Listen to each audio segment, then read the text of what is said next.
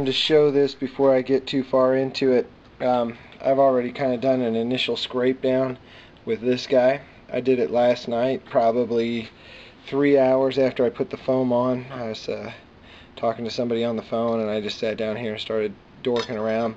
Talon 4WD warned me that when you cut it high because it shrinks down when it dries, when it cures, and this part did just that. It shrunk down below the lip, even though I probably cut it up a good quarter, maybe half an inch, and it shrunk down that much. So that's okay. I'll put another layer on there. Everything will be cool. I used a, what do you call that, a double file. There we go. Used a double file. So I cut it down close with this one, just a couple different techniques, you know, sliding this thing sideways, kind of riding it on the back edge so I'd leave a little extra. And then when I got it down, I used the teeth just to kind of do a rough cut. And then I came in here with this guy just like that, and just kind of using it like a sanding block, because this is nice and flat, so you know I can see where my highs and lows are. And I need to add a little more foam in here, because there was a big crack. If you look back at the first video about this, there was a big crack that went across here, and I was actually just able to sand that out.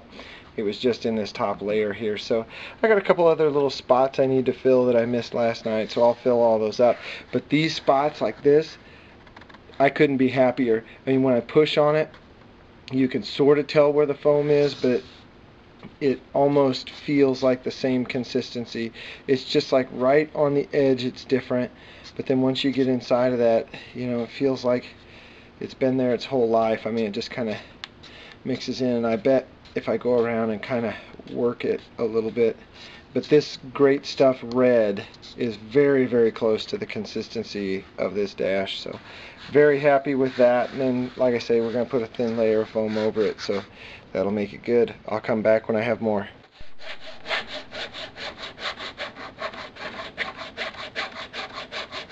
I'm actually doing a little bit of work on the car body today for the Gia, because I had a neighbor over, and it's the young kid across the street who drives a Mercedes that his grandparents gave to him. It's an old Mercedes, and he backed into something. I helped him pull the dent out a few months back, and then he just rattle bombed it with some Rust-Oleum, and I saw him over there taking the Rust-Oleum back off of it because it had rusted through. And I just told him, I said, hey, look, why don't you drag the car over to Greg's garage, and I'll shoot some epoxy over the spot, and hopefully that'll provide some level of corrosion protection for you, so you don't have to worry about it rusting back out again. And then we hit it with some rattle bomb after the epoxy. I told him, you know, if he wants to do some body work on it, because it's just rough metal work right now, if he wants to do some body work on it, I can give him some guidance, but I don't have time to do it for him. So anyway, I had to mix up a little epoxy, and I've got my torsion bar covers that I never finished up. So I'm sanding these guys down, and we're going to shoot them with a little epoxy. So I've got some bolts that I need to weld to the centers of them, so that I can put them on from the inside and stuff. I think these are going to be long enough on the bolt end of things. If not, I'll figure something else out later. But so I'm going to grind all this paint off, weld the bolt on, and then we'll epoxy prime them.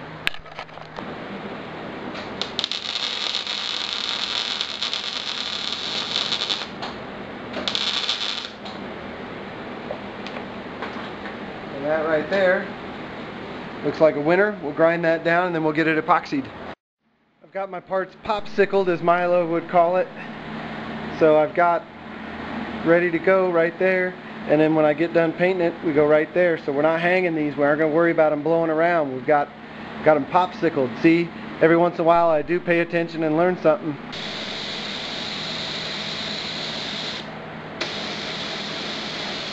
Just getting ready to do the first little piece. You can see it down there. It's a little trim piece. I've got a couple of them, so if I screw this one up, I can do another one. But this is the stuff that the guy at the upholstery shop said all the shops around here use. It's Wellwood from DAP, and it's high strength, and it says high temperature. I don't know if you can see that or not. Can't tell on my focus, but high temperature was the key. This is going on a dashboard, so it could get real hot. This was 15 bucks at my upholstery shop. The 3M Super 80 was the next choice on my list. He didn't have that, but that's like 30 bucks a can. So he said this is what the pros use, so this is what we're using.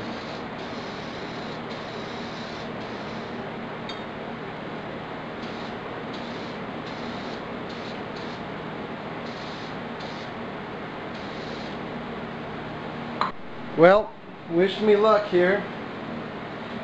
I let it sit for 10 minutes, like the instructions say.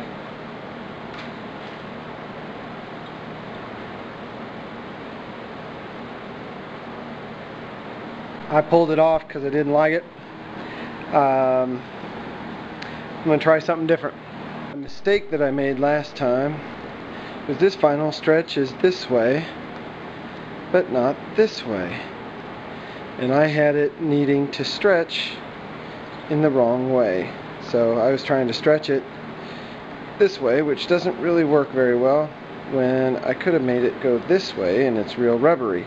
So I cut my piece out of my big fabric piece over here, going this way this time instead of that way.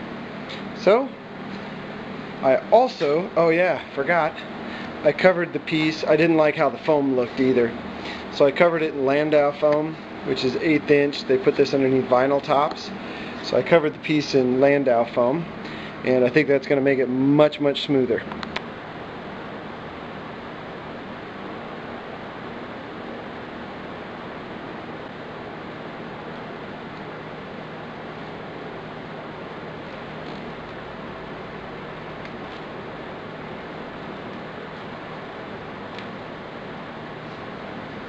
Not too bad for my first whack at it. There's a little ripplies over here. I'm not sure if those will show up in the car. I'll bet they will. I'm going to work on them just a little bit more and see if I can get them out. If I can't, I can't. There's only so much I can do. I'm only one man. We're going to take one last look at the dash here after the repairs. It's sanded basically to 80 grit. That's what I did to level everything off. Had to rebuild out here. That's all looking good. I got one little nub I'm going to cut with a razor blade right before I foam it. So there we go. That's how it came out. There's a couple little open cells right there. I'm not going to worry about that. I got some Landau foam. I think you saw that earlier when I recovered the little piece. But in the spirit, or in the interest of full disclosure, here's the piece I covered yesterday, and it is officially uncovered because I used one of these spring clamps here to clamp this corner because it wasn't sticking very well, and when I did that, it squished the foam, and let's see, there you go, you can see it just dented it, and it stayed like that. So I can't have that, so guess what, peeled it all back off. That'll go in the trash, and we'll cover it again. No big deal, but you know, like I say, I like to show the mistakes so people can learn. Lord knows I do. So there we go. We'll put some Landau foam on this. I'm going to spray it off real quick with some air, and then we'll get it all sprayed down with our magic stuff here. Glue it on. Well, boys, I think we saved her. This is the Landau foam. I just put the dash in here to see how it would sit, if it would fit with that extra stuff, and now this defrost vent fits nice and snug, and everything just looks awesome. I'm so happy, and we took out the bump over there, just nice and smooth. This dash is going to look awesome. Now I got to get out my sewing machine, and we got to cut some pieces so we can stitch all this. We'll do that in the next dash video. Don't let you move, folks.